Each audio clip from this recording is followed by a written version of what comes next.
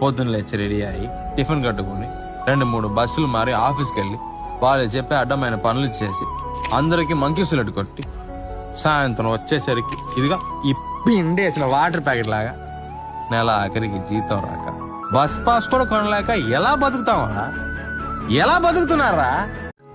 పొద్దున్న లేచి రెడీ అయ్యి టిఫిన్ కట్టుకుని 2-3 బస్సులు మారి ఆఫీస్కి వెళ్ళి వాళ్ళు చెప్పే అడ్డమైన పనులు చేసి అందరికి మంకీసులట్టు కొట్టి సాయంత్రం వచ్చేసరికి ఇదిగా ఈ పిండేసిన వాటర్ ప్యాకెట్ లాగా నెల ఆఖరికి జీతం రాక బస్ పాస్ కూడా కొనలేక ఎలా బతుకుతావరా? ఎలా బతుకుతున్నారా?